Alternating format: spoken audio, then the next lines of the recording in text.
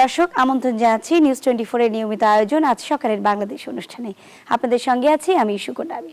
শুরুতেই ইতিহাসের পাতা থেকে ঘুরে আসব এবং দেখে নেব আজকের দিনে উল্লেখযোগ্য ঘটে যাওয়া কিছু ঘটনা।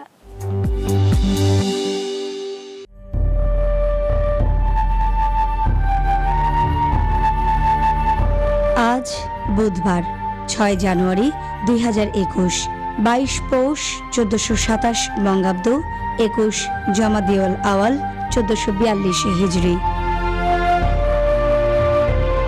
1950 সালের এই দিনে ব্রিটেন কমিউনিস্ট চীনকে স্বীকৃতি দেয়।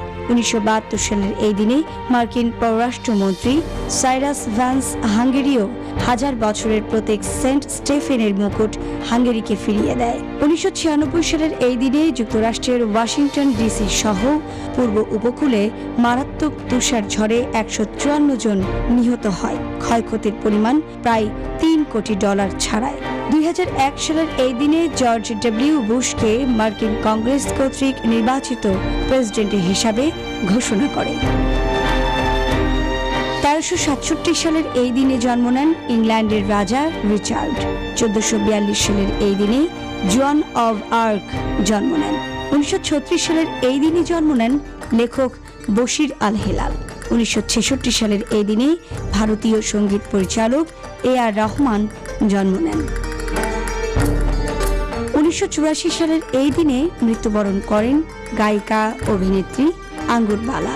2004 সালের এই দিনে চলচ্চিত্র শিল্পী সুমিতা দেবী মৃত্যুবরণ করেন। দর্শক দেখে নিলেন ইতিহাসে ঘটে যাওয়া আজকের দিনে উল্লেখযোগ্য কিছু ঘটনা। এবারে আপনাদের জন্য আমাদের নিয়মিত আয়োজন ইয়োগা পাঠ।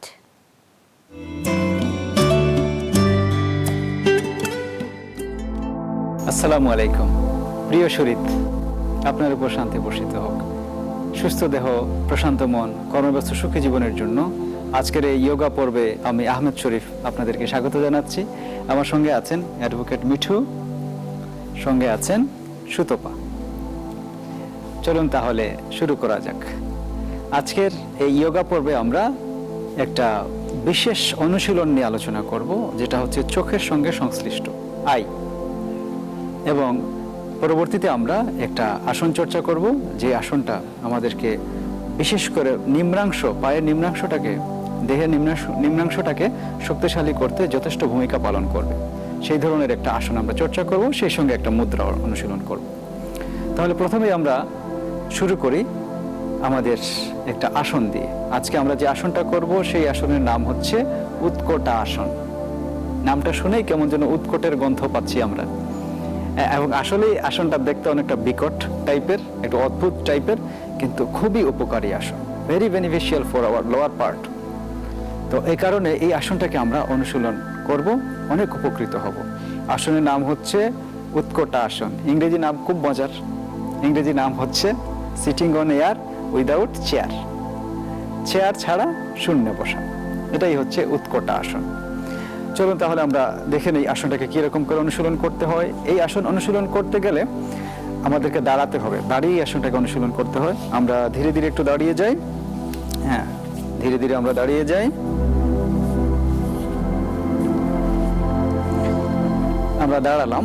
অন্যান্য আসন করার ক্ষেত্রে আমরা দেখেছি, যখনই আমরা দাঁড়াচ্ছি আমাদের মেরুদণ্ডটার জন্য স্ট্রেট থাকে, সহজ থাকে। এটা আমাদের খেয়াল রাখতে হবে। আমরা সহজভাবে দাঁড়িয়ে আছি, সহজভাবে আমরা দাঁড়িয়ে আছি। এবার আমরা খেয়াল রাখতে হবে, কারো বডি একটু মোটা থাকে সাইড দিয়ে, কারো চিকন থাকে। আপনার বডি অনুসারে আপনার পাটাকে সমান দূরত্বে রাখবেন। লাইক ওনার শেপটা হচ্ছে এই, পাটাও এই দূরত্বে থাকবে।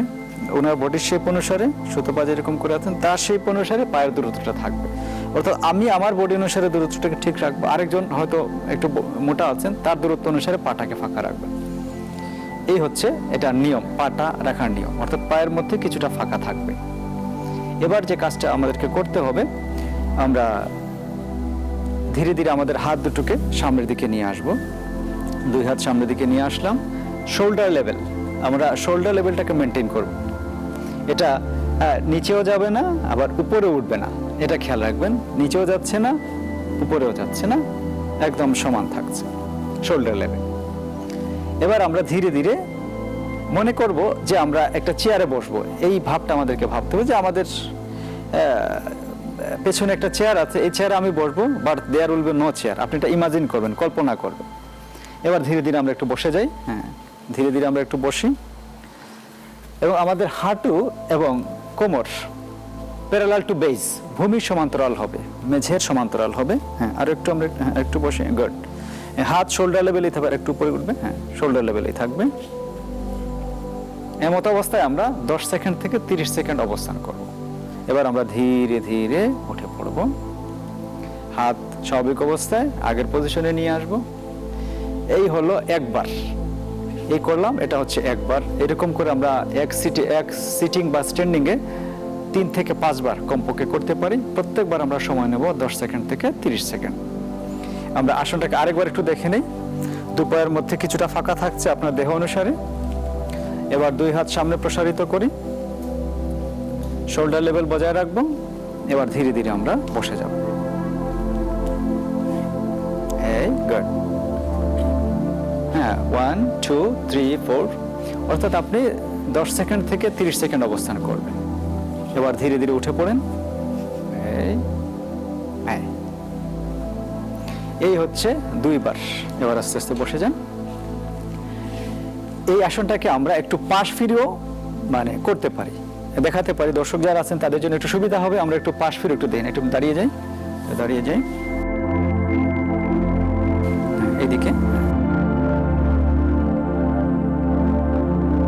এবার আমরা হাত দুটোকে সামনের দিকে নিয়ে আসি, শোল্ডার লেভেল। এবার ধীরে ধীরে আমরা একটু বসছি,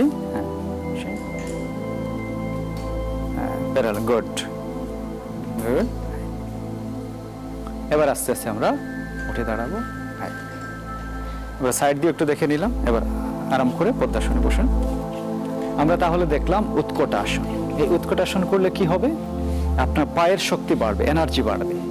হ্যাঁ, বয়স যখন হয়ে যায় মানুষের, তখন পায়ে শক্তি পাওয়া যায় না। পায়ে অনেকে কাঁচা ভাষায় বলেন যে পা কামড়ায়। এই পা কামড়ানো, এগুলা থেকে দূরে থাকতে পারবেন। অর্থাৎ পাটা শক্তিশালী হবে, পায়ে বাত, আর্থ্রাইটিস এই জিনিসগুলো হবে না। আমরা যত আধুনিক মানুষ যত বেশি বসার লাইফে অভ্যস্ত হচ্ছি, বারবার বসছি, তত কিন্তু আমাদের পায়ের শক্তিটা কিন্তু নষ্ট হয়ে যাচ্ছে। এই যে মাসল যেগুলো আছে, এই মাসলগুলোর কার্যকারিতা কিন্তু কমে যাচ্ছে। তো এই আসন করলে কি হয়, আপনি খেয়াল করে দেখবেন, যখন এই আসনটা করি প্রচণ্ড চাপ পড়ে আমাদের পায়ে, বিশেষ করে আমাদের গোড়ালি, হিপ, সব জায়গাগুলোর কিন্তু ব্যায়াম হচ্ছে। এই কারণেই যারা বয়সকালে গিয়ে কষ্ট পেতে চান না, তাদের জন্য এই আসন খুবই উপকারী। এখন থেকে যদি আপনি শুরু করেন, আপনার বয়স যখন বেশি হবে তখন দেখবেন যে না, আপনি খুব চমৎকারভাবে আপনার লাইফটাকে আপনি লিড করতে পারছেন। তো এই আসন করলে হাঁটতে, সিঁড়ি ওঠানামা করতে আপনার জন্য খুব সহজ হবে, দৌড়ানো সহজ হবে। এবং আরও কি হবে, আপনি দেখবেন যে দেহের নিম্নাংশটা অত্যন্ত শক্তিশালী হচ্ছে। কোমরের ব্যথা যাদের আছে সেটা দূর হবে, আপনার মাসল পেশিগুলো দৃঢ় হবে। এবং বিশেষ করে যারা খেলাধুলা করেন, যাদের দৌড়াতে হয়, তাদের জন্য চমৎকার একটা উপকারী আসন হচ্ছে এই আসন। কেন? এই আসন আমাদের পায়ের স্নায়ু, পেশি এগুলোর দুর্বলতা দূর করে। পায়ের ব্যথা, সায়াটিকা, অনেকের আবার সায়াটিকা প্রবলেমটা হচ্ছে আপনার এই জায়গা থেকে একটা নার্ভ একদম পায়ের নিচের অংশ পর্যন্ত চলে গিয়েছে। এই নার্ভ যখন কাজ ঠিকমতো করে না, তখন সায়াটিকা পেইনটা সৃষ্টি হয়, প্রচন্ড পেইন। যাদের হয়েছে তারা জিনিসটাকে দেখেছেন, এটা যখন হয় অনেক কষ্ট পায় তারা। তো এ কারণে আমরা এই আসনের অনুশীলন অব্যাহত রাখবো, কমপক্ষে 3 থেকে 5 বার, সময় নেব 10 সেকেন্ড থেকে 30 সেকেন্ড। এই ধরনের ব্যথা বেদনা, হাঁটু ব্যথা, কোমর ব্যথা, এই জিনিসগুলো থেকে আমরা দূরে থাকতে পারবো। এই গেল আমাদের আসন। আর আমরা আজকে বলেছিলাম চমৎকার একটা বিষয় দেখাবো, সেটা হচ্ছে চোখের এক্সারসাইজ। যোগে এটাকে বলা হয় ত্রাটক। আর আমরা আধুনিক ভাষায় এটাকে সহজ করে বলি দৃষ্টিদান। কেন? দৃষ্টিটাকে সুন্দর করে আনয়ন করে, আপনার দৃষ্টিশক্তিটাকে ঠিক রাখে। আমরা এখন প্রযুক্তির যুগে বসবাস করছি, যার ফলে প্রযুক্তি ব্যবহার করছি আমরা ঠিকই, কিন্তু সেই সঙ্গে এই প্রযুক্তি আমাদের প্রযুক্তিকে অপব্যবহার করার কারণে আমাদের চোখের দৃষ্টিশক্তিটাও কিন্তু নষ্ট হয়ে যাচ্ছে। তো এই দৃষ্টিশক্তিটাকে কিন্তু ভালো রাখতে হবে। এখন দেখবেন যে বাচ্চাদের এই ছোট বয়সেই চশমা পরা। কেন? কারণ সারাদিন আমরা যে জিনিসের সঙ্গে বসবাস করি, ম্যাক্সিমাম ক্ষেত্রে সেটা হচ্ছে মোবাইল। এই মোবাইল আপনি যত বেশি দেখবেন আপনার দৃষ্টিশক্তি তত হ্রাস হবে। আমরা যখন অফিসে কাজ করি 10 ফিট বাই 12 ফিট এই পর্যন্ত দৃষ্টিসীমা। অফিস থেকে যখন বাসায় গেলাম সেটাও একই প্রকারের রুম, যার ফলে দৃষ্টি কিন্তু ওয়াইড হচ্ছে না, বড় হচ্ছে না। তো দৃষ্টিটাকে বড় করতে গেলে আমাদের এই চোখের এক্সারসাইজ করতে হবে, দৃষ্টি দান করতে হবে। তো আজকে আমরা এই দৃষ্টি দানের উপরে চোখটাকে ভালো রাখার জন্য আমরা একটা এক্সারসাইজ করব, দৃষ্টি দান। যোগাতে বলা হয় ত্রাটক বা ত্রাটক সাধনা। তো আমরা ত্রাটকের অনুশীলন করব, দৃষ্টিদানের অনুশীলন করব। এটা আমরা বসে করব, যে কোনো ধ্যানাসনে বসে আমরা এটাকে অনুশীলন করতে পারি। তো আমরা এখানে পদ্মাসনে বসে এটাকে অনুশীলন করছি। কি করতে হবে প্রসেসটা একটু বলে নেই, তারপরে আমাদের সহযোগী ইনস্ট্রাক্টর যারা আছেন তারা দেখাবেন। প্রথমে আমরা মেঝেতে একটা পয়েন্ট স্থির করে নেব। মেঝেতে একটা পয়েন্ট স্থির থাকবে, এটার মধ্যে আমি 1 থেকে 5 সেকেন্ড তাকিয়ে থাকব। এটা হচ্ছে 1 নম্বর পয়েন্ট। 2 নম্বর পয়েন্ট হচ্ছে আপনি কি করবেন, 1 থেকে 5 সেকেন্ড নিচে তাকালেন, তাকানোর পরে আপনার দৃষ্টিটাকে আপনি উপরের দিকে নিয়ে যাবেন। উপরের দিকে আপনি যতটুকু পারেন দেখেন, আপনার কপাল দেখেন, হ্যাঁ, চুল দেখেন, হ্যাঁ, অথবা আপনি ছাদ দেখতে চাইলে ছাদ দেখতে পারেন। অর্থাৎ উপরের দিকে তাকাবেন 1 থেকে 5 সেকেন্ড। এরপরে আপনার দৃষ্টিটাকে নিয়ে যেতে হবে ডান দিকে। ডান দিকে আপনি 1 থেকে 5 সেকেন্ড তাকিয়ে থাকবেন, ডান দিকে যতদূর আপনি দেখতে পারেন। এরপরে দৃষ্টিটাকে আপনি নিয়ে আসবেন আবার ভূমিতে, যেখানে প্রথম পয়েন্ট আপনি স্থির করেছিলেন, সেখানে 1 থেকে 5 সেকেন্ড আপনি তাকিয়ে থাকবেন। এই হচ্ছে ডান দিকে 1 রাউন্ড। এই হচ্ছে ডান দিকে 1 রাউন্ড। চোখ কি করলো, এই এই এই এই একটা ট্রায়াঙ্গেল সৃষ্টি করলো। তো এটা হচ্ছে ডান দিকে 1 রাউন্ড। এরকম করে আমরা ডান দিকে 5 থেকে 10 বার এটাকে অনুশীলন করতে পারি। এরপরে আমরা আমাদের দৃষ্টিটাকে বাম দিকে অনুশীলন করাবো। নিচের দিকে তাকিয়ে থাকবো 1 থেকে 5 সেকেন্ড। তারপরে আমাদের দৃষ্টিটাকে আমরা উপরের দিকে নিয়ে যাব 1 থেকে 5 সেকেন্ড। এরপরে আমাদের দৃষ্টিটাকে আমরা বাম দিকে নিয়ে যাব 1 থেকে 5 সেকেন্ড। আবার দৃষ্টিটাকে নিচে নিয়ে আসবো 1 থেকে 5 সেকেন্ড। এটা হচ্ছে বাম দিকে 1 রাউন্ড। এরকম করে বাম দিকে আমরা 5 থেকে 10 রাউন্ড এটাকে অনুশীলন করব।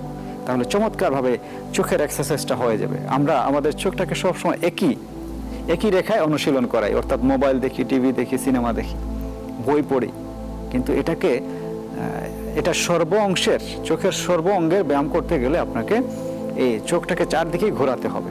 এবং এই ত্রাটক সাধনা বা দৃষ্টিদান এই সুযোগটাই আমাদেরকে সৃষ্টি করে দেয়। তো আমরা একটু শুরু করি। আমরা পদ্মাসনে বসে আছি। এবার মেঝেতে একটা পয়েন্ট স্থির করে আমরা 1 থেকে 5 সেকেন্ড তাকাই। মেঝেতে 1 থেকে 5 সেকেন্ড আমরা তাকিয়ে থাকছি, অর্থাৎ নিচে তাকিয়ে থাকছি, সহজ কথা। 1 থেকে 5 সেকেন্ড। এবার দৃষ্টিটাকে আমরা উপরের দিকে নিয়ে যাব। মাথা কিন্তু নড়বে না, মাথা নড়তে চাইবে কিন্তু মাথাটাকে নড়ানো যাবে না, মাথা স্থির থাকবে। এরপরে আমরা দৃষ্টিটাকে ডান দিকে নিয়ে যাব। এবার আমরা ডান দিকে তাকাবো, ডান দিকে। এবার আমরা নিচের দিকে তাকাবো। এই হচ্ছে ডান দিকে 1 রাউন্ড।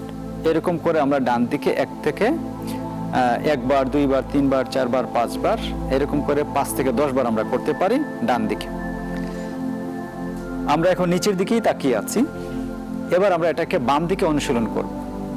নিচের দিকে আমরা তাকিয়ে আছি 1 থেকে 5 সেকেন্ড। এবার দৃষ্টিটাকে আমরা উপরের দিকে নিয়ে যাই। উপরের দিকে আপনার ভ্রু, কপাল, চুল দেখার চেষ্টা করেন। এবার দৃষ্টিটাকে আমরা বাম দিকে নিয়ে যাই। বাম দিকে যত দূর পারেন আপনি দেখেন, বাম দিকে যত দূর পারেন দেখেন। এবার দৃষ্টিটাকে নিচে নিয়ে আসি। দৃষ্টিটাকে আমরা নিচে নিয়ে আসলাম। এই হচ্ছে বাম দিকে 1 রাউন্ড। এরকম করে বাম দিকে আমরা 5 থেকে 10 বার এটাকে অনুশীলন করব। এরপরে যে কাজটা করতে হবে, আমরা ডান দিকে 5 থেকে 10 রাউন্ড, বাম দিকে 5 থেকে 10 রাউন্ড। এরপরে আমরা আমাদের হাতটাকে ঘষবো। হ্যাঁ, দুই হাতটাকে আমরা ঘষবো। ঘষে এটাকে কাপ শেপ করব, একটা কাপ শেপ। এবং তারপর এটাকে আলতো করে ঢেকে রাখবো, চোখটাকে ঢেকে রাখবো এবং রিল্যাক্স। এটা যখন আপনি করবেন চোখের ক্লান্তি, স্ট্রেন এটা দূর হবে, আরাম লাগবে আপনার। আমরা আরেকবার রাব করি, হ্যান্ড রাবিং করে আরেকবার ভালো করে গরম করবে। হাতটাকে ভালো করে আমরা গরম করব। হ্যাঁ, আবার কাপ শেপ করি, ঢেকে রাখি। চোখে কিন্তু চাপ দেয়া যাবে না, হালকা করে জাস্ট এটা ঢেকে রাখবো। এই ঢেকে রাখলেই আপনি আরাম পাবেন, চোখের ক্লান্তি সব এগুলো দূর হয়ে যাবে। গুড। আমরা আরেকবার আমরা এই রাবিংটা কমপক্ষে 3 থেকে 5 বার করতে পারি। আমরা আরেকবার একটু রাব করে নিই, কাপ শেপ করি, আবার ঢেকে রাখি। এবার আমরা আস্তে আস্তে হাত হাঁটুর উপরে রাখি। এই হচ্ছে আমাদের দৃষ্টিদান বা ত্রাটক অনুশীলন। এটা কি হবে, এটা আপনার আইসাইটটাকে ধরে রাখতে সহযোগিতা করবে। আপনার যা দৃষ্টিশক্তি আছে সেটাকে ধরে রাখবে, এটাকে অবনতি হতে দেবে না। তো দৃষ্টিশক্তির উন্নতির জন্য আমরা এটাকে অনুশীলন করতে পারি। ঘুম থেকে ওঠার পর দেখবেন যে অনেকের চোখে যন্ত্রণা হয়, কিংবা অল্প যাদের ছানি পড়েছে তাদের জন্য খুবই উপকারী একটা প্রক্রিয়া হচ্ছে এই দৃষ্টিদান ত্রাটক। এটা আপনার মনোযোগের শক্তি বাড়াবে।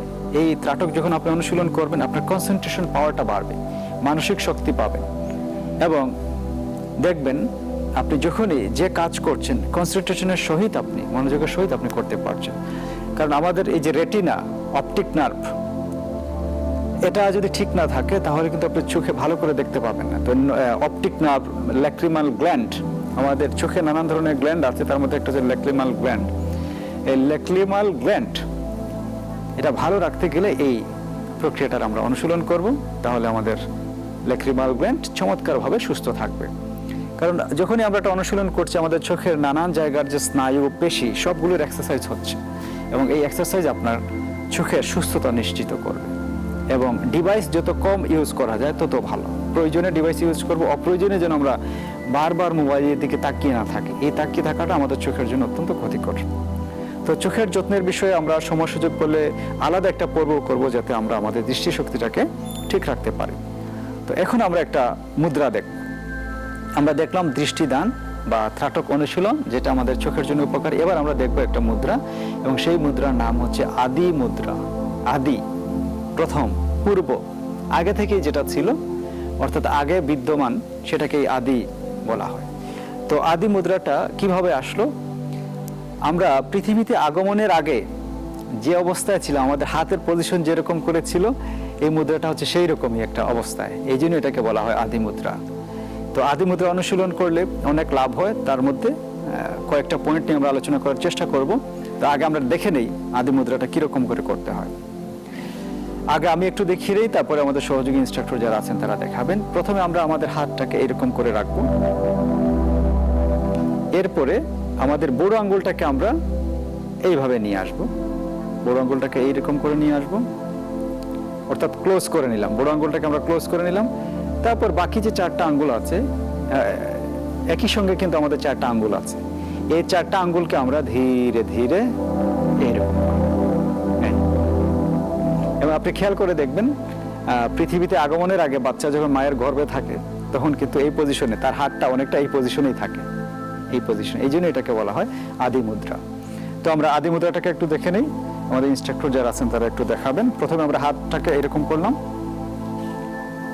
এই হাত, হ্যাঁ। তারপরে আমাদের বুড়ো আঙ্গুলটাকে আমরা ব্যান্ড করে নিলাম হাতের তালুতে। এবার আস্তে আস্তে বাকি 4টা আঙ্গুল এই করে নেব, অর্থাৎ বুড়ো আঙ্গুলটাকে আমরা ঢেকে নিলাম। এই হচ্ছে আমাদের আদি মুদ্রা। তো এই মুদ্রাটা আমরা অনুশীলন করতে পারি। কিছুক্ষণ থাকলাম, তারপর আমাদের হাতটাকে আমাদের হাঁটুর উপরে নিয়ে আসলাম। আদি মুদ্রা, এটা অনুশীলন করলে আপনার কনসাসনেস, মুদ্রাগুলো আমাদের কনসাসনেস, সচেতনতা বৃদ্ধি করে। এটা আপনার নার্ভাস সিস্টেমের উপর প্রভাব বিস্তার করে, আপনার নিউরনগুলোকে ভালো রাখে, একাগ্রতা সৃষ্টি করে, ধ্যানের ক্ষেত্রে সহযোগিতা করে। তো এই ধরনের মুদ্রা আমরা অনুশীলন অব্যাহত রাখবো। আজকে আমরা দেখলাম, প্রিয় দর্শক, একটা বিশেষ প্রক্রিয়া যেটা চোখের জন্য উপকারী, দৃষ্টিদান বা ত্রাটক, এবং একটা আসন, উৎকটা আসন, পাটাকে শক্তিশালী করার জন্য, পায়ের দুর্বলতা কাটানোর জন্য, পায়ের বাত, আর্থ্রাইটিস, এই ধরনের অসুবিধা দূর করার জন্য চমৎকার এই আসন হচ্ছে উৎকট আসন। তো এই আসনগুলো আমরা অব্যাহত রাখবো, দৃষ্টিদান অব্যাহত রাখবো, মুদ্রা অব্যাহত রাখবো। চমৎকার সুস্বাস্থ্যের অধিকারী আমরা হতে পারবো।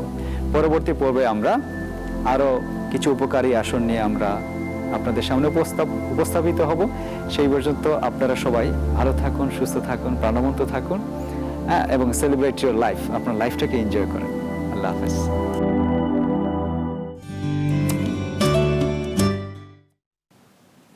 দর্শক দেখছিলেন ইয়োগা পাঠ। এই পর্যায়ে নিচ্ছি ছোট্ট একটি বিরতি, ফিরছে একটু পর, সঙ্গেই থাকুন। বিরতির পর আবারও স্বাগত আজ সকালের বাংলাদেশ অনুষ্ঠানে। দর্শক, এ পর্যায়ে আমাদের নিয়মিত আয়োজন সংবাদপত্র পর্যালোচনা।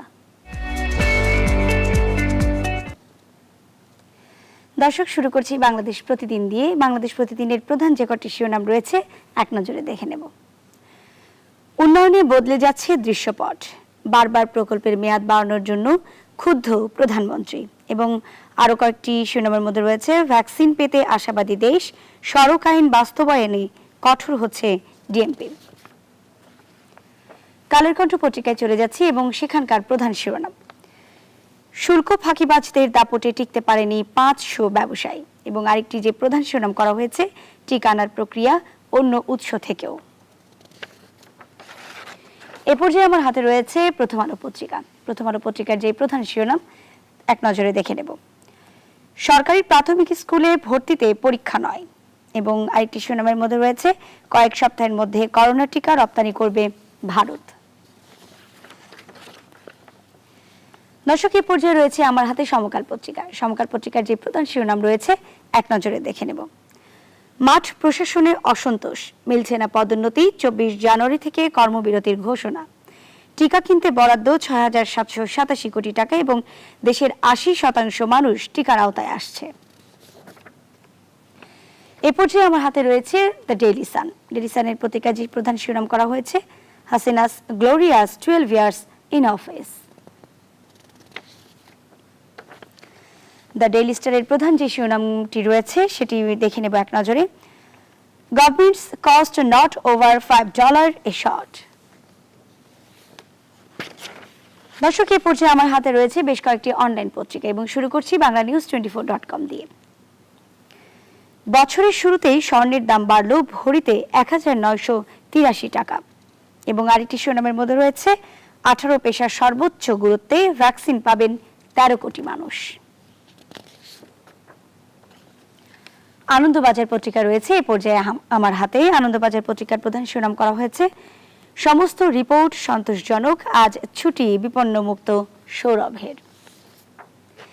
এবং সর্বশেষ পত্রিকা রয়েছে দ্য নিউ ইয়র্ক টাইমস। দ্য নিউ ইয়র্ক টাইমসের প্রধান যে শিরোনাম, polls close in Georgia runoff that will determine senate control. দর্শক, এই ছিল আমার হাতে প্রধান প্রধান পত্রিকার বেশ কয়েকটি শিরোনাম। এবং আজকের সংবাদপত্র পর্যালোচনায় আমাদের সঙ্গে যুক্ত হচ্ছেন মাসুদ করিম, সিনিয়র সাংবাদিক। মাসুদ করিম, নিশ্চয়ই আপনি আমাকে শুনতে পাচ্ছেন এবং আজকের পত্রিকার শিরোনামগুলো আপনি এক নজরে দেখে নিয়েছেন। আপনার সাথে আজকের যে প্রধান আলোচনার বিষয় আমাদের থাকছে ভ্যাকসিন সংক্রান্ত। আপনি জানেন যে ভ্যাকসিন রপ্তানি নিয়ে ভারতের নিষেধাজ্ঞা জারি করা হয়েছে এবং এরপরেও সরকার থেকে কিন্তু ভ্যাকসিন আনার একটা চেষ্টা করা হচ্ছে এবং বলা হচ্ছে জানুয়ারি মাসেই ভ্যাকসিন চলে আসবে দেশে। এবং আপনি জানেন যে 18টি পেশা অন্তর্ভুক্ত করা হচ্ছে এবং 13 কোটি মানুষ এই ভ্যাকসিনের আওতায় নিয়ে আসা হবে। আসলে পরবর্তী যেই পদক্ষেপগুলো নেওয়া হচ্ছে ভ্যাকসিন সংক্রান্ত, সেটি কেমন হতে পারে বলে আপনি মনে করছেন? একটা কথা হলো যে বিশ্বব্যাপী যে মহামারী চলছে এই মুহূর্তে, এবং এটা মহামারীর দ্বিতীয় ঢেউ, এবং ভবিষ্যতে এটা কতদিন স্থায়ী হবে সেই বিষয়ে যখন আমাদের বিশ্বব্যাপী যখন আলাপ আলোচনা, এর মধ্যেই একটা জায়গায় সবাই চেষ্টা করছে যে এটার একটা টিকা, তার মাধ্যমে আমাদের এই মহামারীটাকে নিয়ন্ত্রণ করার জন্য। এবং সেই নিয়ন্ত্রণ করার ক্ষেত্রে এই মুহূর্তে যেটা আমরা দেখতে পাচ্ছি যে ধনী দেশগুলো মানে টিকা যেগুলি উৎপাদন করা হচ্ছে সেই তুলনায় চাহিদা অনেক বেশি। চাহিদা বেশি থাকার কারণেই অনেক বেশি দামে অনেক বেশি প্রভাব খাটিয়ে বা বিভিন্ন ভাবে ধনী দেশগুলি এই সমস্ত টিকাগুলি, ধনী এবং প্রভাবশালী দেশগুলি, শক্তিমান দেশগুলি এই টিকাগুলিকে দখল করে নিচ্ছে। বিশেষ করে যারা গরিব দেশ, যারা ক্ষমতার দিক থেকে মানে দাপট সম্পন্ন না, তারা পিছিয়ে পড়ে আছে। এটার আরেকটা বড় কারণ হলো যে এই সমস্ত দেশগুলি প্রযুক্তিগতভাবে পিছিয়ে আছে। এখন বাংলাদেশের কথা যখন আপনি বলছেন, আমরা যদি নিজেরা টিকা উৎপাদন করতে পারতাম তাহলে আজকে কিন্তু এই সমস্যাটা থাকতো। আমরা এখন ইম্পোর্ট করতে চাচ্ছি অক্সফোর্ড অ্যাস্ট্রাজেনিকার টিকা, যেটা ভারতের সিরাম ইনস্টিটিউটের মাধ্যমে, ভারতের সিরাম ইনস্টিটিউট প্রথম দিকে তারা বলেছিল যে টিকা তারা এক্সপোর্টে নিষেধাজ্ঞা সরকার আছে, কিন্তু গতকালকে তারা বলেছে যে এক্সপোর্টে কোনো নিষেধাজ্ঞা নাই, তবে তাদের ডোমেস্টিক বিষয়গুলি তারা দেখাশোনা করছে। এই একটা ব্যাপারে এখন আছে, এখনো জিনিসটা ক্লিয়ার না যে কিভাবে টিকাটা আসবে। তবে এরই মধ্যে গতকালকে প্রধানমন্ত্রী একনেকে এবং সরকারের বিভিন্ন পর্যায়ে একটা লাইন অফ অ্যাকশন ঠিক করা হয়েছে, যে এটা কত টাকা কস্ট হবে, কিভাবে টিকাটা আসবে, কিভাবে ডিস্ট্রিবিউশন হবে, এই ধরনের ডোমেস্টিক প্রস্তুতিগুলি সম্পন্ন করা হয়েছে। কিন্তু যে সোর্স যেখান থেকে আসবে, সে সিরাম ইনস্টিটিউট, যেটার সঙ্গে বাংলাদেশের ভ্যাকসিনকো কোম্পানি চুক্তি করেছে 3 কোটি টিকা তারা দেবে, সেই টিকাটা আসবে। এখন টাইম ফ্রেমটা ঠিক করা হয় নাই, যেটা আশা করা হয়েছিল জানুয়ারিতে, আমার মনে হচ্ছে যে এটা জানুয়ারিতে আর আসতে পারছে না, হয়তো মার্চ নাগাদ প্রথম চালান আসবে। সেখানে প্রতি মাসে 50 লাখ ডোজ করে আসার কথা, এবং সেভাবে 3 কোটি আসবে। আমাদের 16 কোটি মানুষকে ভ্যাকসিন দিতে হবে, সুতরাং এটা শুধু একটা সূত্রের উপর নির্ভর করলে চলে না। সেই জন্য বাংলাদেশ সরকারের পক্ষ থেকে কোভ্যাক্স নামে যে ভ্যাকসিনটা গ্যাভি তৈরি করছে, গ্যাভি হলো ভ্যাকসিনের আন্তর্জাতিক সংস্থা, যারা গরিব দেশগুলিকে ভ্যাকসিন ডিস্ট্রিবিউট করে ডোনারদের টাকায় ভ্যাকসিন সংগ্রহ করে। কিন্তু এইসব এই গ্যাভিও কিন্তু নিজেরাও এখন পর্যন্ত কালেক্ট করতে পারছে না একটা কারণে, সেটা হলো যারা ভ্যাকসিন উৎপাদন করছে তাদের প্রোডাকশন ক্যাপাসিটির চেয়ে চাহিদা অনেক বেশি। সে কারণে তাদেরকে কেউ দিচ্ছে না যারা আগে থেকে, যেমন ধরেন ফাইজারের একটা ভ্যাকসিন যেটা আমেরিকা আবিষ্কার করছে, সেই ভ্যাকসিনটা এই 1 বছরে মানে 2021 সালে কাউকে বিক্রি করার মতো অবস্থায় নাই। তারা সেই রকম কন্ট্রাক্টে চলে গেছে তাদের উৎপাদন ক্ষমতা অনুযায়ী। এইরকম ভাবে মডার্নার ভ্যাকসিন, কিংবা ধরেন জনসন এন্ড জনসন যারা একটা কোম্পানি তারা করছে, চাইনিজ ভ্যাকসিনের সঙ্গে আমাদের আলাপ আলোচনা প্রথম দিকে ছিল, কিন্তু আমরা যখন ইন্ডিয়ান ভ্যাকসিন আনার ব্যাপারে ইন্ডিয়া থেকে ফরেন সেক্রেটারি হর্ষবর্ধন সিংলা আসলেন এবং উনি বললেন যে আমরা তোমাদের ভ্যাকসিন দিব, তখন চাইনিজ ভ্যাকসিন আনার ব্যাপারে উদ্যোগটাও ভাটা পড়ে গেল। নিশ্চয়ই এইবার যখন ইন্ডিয়ান ভ্যাকসিনটা ডিলেইড হচ্ছে, তখন সরকারের পক্ষ থেকে বা বাংলাদেশের পক্ষ থেকে নিশ্চয়ই একটা সূত্রের উপর নির্ভর না করে অন্তত আমরা মনে করি যে অন্তত 3টা সূত্রের উপর, যেমন ধরেন ভারতেরটা যদি আসে, পাশাপাশি চায়নারটাও যদি আসে, পাশাপাশি কোভ্যাক্সের যেটা গ্যাভির উৎপাদিত, এইগুলির উপর নির্ভর করে আমরা যদি লাইন অফ অ্যাকশন করি, তাহলে আমরা একটা সময় মতো ভ্যাকসিনটা পাবো। মানে সময় মতো মানে যত আর্লি পাওয়া যায়, কারণ অনেক দেশ ইতিমধ্যে তারা ভ্যাকসিন ব্যবহার শুরু করেছে। ভ্যাকসিন মানে হলো এটার থেকে মুক্তি, এমন কথা নিশ্চিত করে না বলা গেলেও মানুষের মধ্যে একটা কনফিডেন্স বাড়াবে। আজকে মানুষের মধ্যে যে ভয়ভীতির সৃষ্টি হয়েছে, সেই জায়গাটা থেকে সরে আসার জন্য এটা খুবই দরকার যে ভ্যাকসিনটা, এটা সব দেশে অনেক দেশই ব্যবহার করছে। যদিও কোনো কোনো দেশ যেমন ফ্রান্স, তাদের অধিকাংশ জনগোষ্ঠী তারা ভ্যাকসিন নিতে চায় না, পার্শ্ব প্রতিক্রিয়ার ভয়ে তারা মনে করে যে এটা কোনো কাজে আসবে না। কিন্তু আজকে আমরা দেখতে পাচ্ছি যে অর্থনীতির যে চাঙ্গা ভাব, সেটা মানুষ মনে করছে যে ভ্যাকসিন আসার ফলে মহামারীটা দূর হবে। এটা হলো মানুষের দৃঢ় বিশ্বাস। কিন্তু এই বিশ্বাসটার জন্য আমাদের মাসুদ মানুষের করিম, মধ্যে আরেকটি প্রশ্ন আপনাকে করতে চাই। প্রশ্ন ঠিক না, আসলে আলোচনার মধ্যে এটি অন্তর্ভুক্ত। আপনি জানেন যে বাংলাদেশ প্রতিদিনে আজকে একটি শিরোনাম করা হয়েছে, সড়ক আইন বাস্তবায়নে কঠোর হচ্ছে ডিএমপি, এবং আপনি জানেন যে এই যে রাস্তাঘাটে যে যানজটের প্রধান উৎসই কিন্তু যেখানে সেখানে গাড়ি পার্কিং এর একটা বেআইনি ব্যবস্থাই আমি বলবো।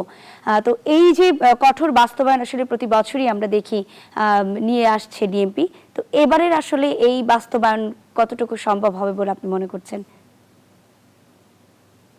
সড়ক আইনটা আমরা সবাই জানি যে একটা দুর্ঘটনাকে ঘিরে যখন ছাত্র আন্দোলন গড়ে তোলা হলো এবং করা হলো, তখন এটা করা হয়েছিল, করতে করতে হয়েছিল। কিন্তু আমরা এটাও জানি যে সড়কের আইন বা ডিসিপ্লিন ফেরানোর জন্য যখন কোনো একটা আইন করা হয়, তখন কিন্তু সবসময় সড়ক শ্রমিক যারা মানে পরিবহনের শ্রমিক যারা, কিংবা যারা মালিক, বা এদের থেকে একটা বিরাট ধরনের বাধা আসে।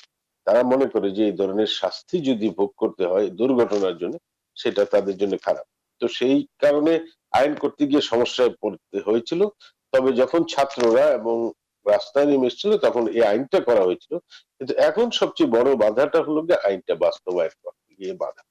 তো আমরা সরকার যে একটা উদ্যোগ নিয়েছে, আমি যেটা বলবো যে আইন তো করা হয় বাস্তবায়ন করার জন্য, যদি আইন আপনি বাস্তবায়ন না করেন তাহলে আইন করে লাভ, এবং আইন যদি বাস্তবায়ন করার ক্ষেত্রে যদি আমরা কিছু দৃষ্টান্ত সৃষ্টি করতে পারি তখন কিন্তু সচেতনতাও বাড়ে। তো আমরা মনে করি যে সড়ক আইনটার মধ্যে কি কি বিষয় আশয় আছে এবং সড়ক আইন লঙ্ঘন করলে কি ধরনের শাস্তি হবে, সেই ধরনের বড় ধরনের প্রচার অভিযানে যাওয়া দরকার। আদারওয়াইজ মানুষকে আগেভাগে সচেতন করা দরকার যে তুমি যদি এরকম একটা মানুষ ইচ্ছাকৃত ভাবে মারো তাহলে তোমার এই সাজা হবে, সেটা যদি চালক না বুঝতে পারে তাহলে তো এটা আইনটার বাস্তবায়ন। আমাদের উদ্দেশ্য কাউকে শাস্তি দেওয়া তো উদ্দেশ্য নয়, উদ্দেশ্য হলো যাতে এই ধরনের সড়ক দুর্ঘটনাগুলি কমিয়ে আনা যায়। শুধু সড়ক আইন বাস্তবায়ন করলেই হবে না, সড়ক দুর্ঘটনা প্রতিরোধ করার জন্য 101টা সুপারিশ বিশেষজ্ঞ কমিটির থেকে দেওয়া হয়েছে। আমার জানা মতে একটা সুপারিশও যথাযথভাবে বাস্তবায়ন করা হয় না। এই সুপারিশগুলি বাস্তবায়ন করা দরকার। যেমন ধরেন রাস্তার যে বাঁক সেখানে যে ধরনের চিহ্ন থাকা দরকার, কিংবা রাস্তার যে ক্রসিং মানুষ যেভাবে পার হয়, কিংবা গাড়িগুলির যে ফিটনেস সেইগুলি যে ঠিক রাখা, এইরকম 101টা সুপারিশ বিশেষজ্ঞ কমিটিগুলি প্রদান করেছে সরকারের কাছে, সেইগুলি বাস্তবায়ন করে এবং বিশেষ করে এই ব্যাপারে সচেতনতা সৃষ্টি করা সবচেয়ে বড় দরকার। আজকে সড়ক দুর্ঘটনা অনেক সময় আমরা বলে থাকি যে চালকের ভুলে হয়ে থাকে, চালক নিজেও সেটা জানেন যে এই দুর্ঘটনা হলে তার নিজের জীবনও বিপন্ন হতে পারে, তাহলে চালককে কেন সচেতন করা হয়, কেন অপ্রশিক্ষিত চালককে লাইসেন্স দিয়ে দেওয়া হচ্ছে? সুতরাং এই সমস্ত বিষয়ে একটা সামগ্রিক অ্যাপ্রোচ নিয়ে ম্যাসিভ ক্যাম্পেইন না করে এই আইনটা বাস্তবায়ন করা খুবই কঠিন হবে। অসংখ্য ধন্যবাদ মাসুদ করিম আপনাকে আজকে আমাদের সঙ্গে যুক্ত হবার জন্য, এবং আপনার সাথে আমরা একমত যে আমাদের আসলে যার যার অবস্থান থেকে সবাইকে সচেতন হওয়াটা সবচেয়ে বেশি গুরুত্বপূর্ণ। দর্শক, সংবাদপত্র পর্যালোচনা নিয়ে আজকে আমাদের সঙ্গে যুক্ত হয়েছিলেন সিনিয়র সাংবাদিক মাসুদ করিম। চলে যাচ্ছি আমাদের পরের আয়োজনে, এবারে জেনে নেব আজকের রাশিফল। অসংখ্য ধন্যবাদ। সেই সঙ্গে নিউজ 24 এর পক্ষ থেকে সকল দর্শকদের জন্য আন্তরিক শুভেচ্ছা ও অভিনন্দন। সর্বপ্রথম মেষ রাশির জাত ব্যক্তি যারা আছেন তাদের জন্য আজকের দিনটিতে দীর্ঘদিনের ভোগ্য ব্যাধি পীড়া থেকে আরোগ্য লাভের পথ প্রশস্ত হবে। এমনকি রাগ, জেদ, অহংকার, আবেগ বর্জনের সাথে পরিশ্রমী, মিতব্যয়ী, কৌশলী ও সঞ্চয়ী মনোভাবাপন্ন হলে দিনটিতে উন্নতি কম হবে না। এবার বৃষ রাশির জাত ব্যক্তি যারা আছেন তাদের জন্য আজকের দিনটিতে পিতামাতার স্বাস্থ্য নিয়ে কিছুটা মনোবেদনার কারণ হলেও তাদের কাছ থেকে ভরপুর সাহায্য সহযোগিতা প্রাপ্ত হবেন। এমনকি শিক্ষার্থীদের হাতে নিত্য নতুন সুযোগ এসে হাজির হবে। সেই সঙ্গে যোগ্য কর্ম, উচ্চ শিক্ষা, এমনকি ধর্মীয় যাত্রায় বিদেশ গমনের সম্ভাবনা অনেকাংশে বেশি। এবার মিথুন রাশি জাত ব্যক্তি যারা আছেন তাদের জন্য আজকের দিনটিতে দাম্পত্য সুখ শান্তি প্রতিষ্ঠা বজায় রাখতে জীবন সাথীর মতামতকে গুরুত্ব দিতে হবে। সেই সঙ্গে আপনি যদি ভাড়াটিয়া হন তাহলে মালিকের প্রতি সদ্ভাব বজায় রাখুন, নচেত অচিরেই বাসা, বাড়ি, অফিস, আদালত, এমনকি দোকানপাট পাল্টানোর ঝামেলায় পড়তে হতে পারে। এবার কর্কট রাশির জাত ব্যক্তি যারা আছেন তাদের জন্য আজকের দিনটিতে ভাই বোনদের সাথে থরে থরে কলহ বিবাদের সৃষ্টি হতে পারে, এমনকি প্রায় শেষ হয়ে আসা কাজ আটকে যেতে পারে। সেই সঙ্গে শত্রু ও বিরোধী পক্ষের আচমকা চাপ আপনাকে নাজেহাল করে তুলতে পারে। তাছাড়া অত্যাবশ্যকীয় বিদেশ গমনের পথে কোনো না কোনো বাধা এসে পণ্ড করে দিতে পারে। এবার সিংহ রাশির জাত ব্যক্তি যারা আছেন তাদের জন্য আজকের দিনটিতে বিশেষ করে পাওনা টাকা আদায়, ব্যবসা বাণিজ্যে মজুত মালের দাম বৃদ্ধি পাওয়ায় ব্যাংক ব্যালেন্স ফুলে ফেপে উঠবে। সেই সঙ্গে ঋণ মুক্তির পথ প্রশস্ত হবে, এমনকি সুনাম, যশ, প্রতিষ্ঠার জোয়ারে বাসবেন। সেই সঙ্গে নেতৃত্ব, প্রভুত্ব, কর্তৃত্ব, শ্রেষ্ঠত্বে মজবুত আসন গেড়ে বসতে সক্ষম হবেন। এবার কন্যা রাশির জাত ব্যক্তি যারা আছেন তাদের জন্য আজকের দিনটিতে মনোবল, জনবল, অর্থবলের সাথে সাথে সুনাম, যশ, প্রতিষ্ঠার গ্রাফ চাঙ্গা হয়ে উঠবে। সেই সঙ্গে দীর্ঘদিনের লালিত স্বপ্ন সাত পূরণের দিকে ধাবিত হবে, এমনকি গৃহবাড়িতে নতুন আসবাবপত্র, বস্ত্রালঙ্কার ও ইলেকট্রনিক্স সামগ্রীর পসরা সাজতে পারে। সেই সঙ্গে লৌকিকতায় ব্যয়ের মাত্রা সীমা ছাড়িয়ে যেতে পারে। এবার তুলা রাশির জাত ব্যক্তি যারা আছেন তাদের জন্য আজকের দিনটিতে বাড়ির ইলেকট্রনিক সামগ্রী, বৈদ্যুতিক মিটার, জলের কল, আসবাবপত্র ও যানবাহন মেরামত করতে করতে নাজেহাল হয়ে অবশেষে বদল করার সিদ্ধান্ত নিতে বাধ্য হবেন। তাছাড়া পরিবারে কোনো বয়স্ক লোকের শরীর স্বাস্থ্য খারাপ হয়ে পড়তে পারে, যাকে নিয়ে হাসপাতালে ছোটাছুটি করতে হতে পারে। চিকিৎসা সংক্রান্ত ব্যয় লাগামহীনভাবে বৃদ্ধি পেতে পারে। এবার বৃশ্চিক রাশির জাত ব্যক্তি যারা আছেন তাদের জন্য আজকের দিনটিতে বিশেষ করে দূর থেকে আসা কোনো সংবাদে গোটা পরিবারে খুশির বার্তা দেবে। সেই সঙ্গে সন্তানদের কেরিয়ার, অধ্যয়ন, স্বাস্থ্য বিষয়ক দুশ্চিন্তার অবসান ঘটবে। তাছাড়া জীবন সাথী, শ্বশুরালয় ও মাতুলালয় থেকে ভরপুর সাহায্য সহযোগিতা প্রাপ্ত হবেন। এবার ধনু রাশি জাত ব্যক্তি যারা আছেন তাদের জন্য আজকের দিনটিতে কর্ম, অর্থ, সুনাম, যশ, প্রতিষ্ঠার গ্রাফ চাঙ্গা হবে। এমনকি নেতৃত্ব, প্রভুত্ব, কর্তৃত্ব, শ্রেষ্ঠত্বে মজবুত আসন গেড়ে বসতে সক্ষম হবেন। সেই সঙ্গে আপনার সততা, নিষ্ঠা, একাগ্রতা, পাণ্ডিত্য, দেবদীজে ভক্তি শ্রদ্ধা, মা বাবার একক আশীর্বাদ বর্ষিত হবে, যার ফলে সকল প্রতিকূলতা কাটিয়ে দুর্বার গতিতে এগিয়ে চলবেন। এবার মকর রাশি জাত ব্যক্তি যারা আছেন তাদের জন্য আজকের দিনটিতে ভাগ্য, লক্ষ্মী প্রসন্ন হওয়ায় সফলতা আপনার দ্বারে এসে টোক্কা মারবে। এমনকি হাত বাড়ালেই নিত্য নতুন সুযোগ এসে হাজির হবে। সেই সঙ্গে বিবাহযোগ্যদের বিবাহের পূর্ব প্রস্তুতি নিতে হবে। সেই সঙ্গে ন্যায়ের দেবতা শনি মহারাজ আপনার জীবনের সকল চাওয়া পাওয়া পূর্ণ করে দিতে পারে। এবার কুম্ভ রাশির জাত ব্যক্তি যারা আছেন তাদের জন্য আজকের দিনটিতে দুর্ঘটনা ও অপ্রীতিকর ঘটনা এড়াতে ভিড় ভাড়, মিছিল, মিটিং বর্জন করতে হবে। সেই সঙ্গে ঘুষ, উৎকোচ গ্রহণ, নেশা জাতীয় দ্রব্য সেবন, ক্রয় বিক্রয়, অস্ত্রশস্ত্র বহন ও অস্ত্রশস্ত্রের অপপ্রয়োগ থেকে বিরত থাকুন, নচেত শ্রী ঘরে ঢুকতে হতে পারে। এবার সর্বশেষ রাশি মীন রাশির জাতিকা যারা আছেন তাদের জন্য আজকের দিনটিতে দাম্পত্য সুখ শান্তি প্রতিষ্ঠার গ্রাফ চাঙ্গা করে তুলবে। এমনকি কর্ম ও ব্যবসা বাণিজ্যে বড় কোনো অর্ডার হাতে আসায় বস আপনার প্রতি প্রসন্ন হয়ে ইচ্ছিত স্থানে বদলি বা পদোন্নতির পথ সুগম করবে। সেই সঙ্গে সন্তান সন্ততিরা আগাবহ হয়ে থাকবে, এমনকি তারা কোনো না কোনো পুরস্কারে ভূষিত হবে। তবে লৌকিকতায় ব্যয়ের মাত্রা সীমা ছাড়িয়ে যেতে পারে। রাশিফল সংক্রান্ত তথ্য এ পর্যন্তই। দর্শক জেনে নিলেন আজকের রাশিফল জানাচ্ছিলেন জ্যোতিষবিদ কেসি পাল।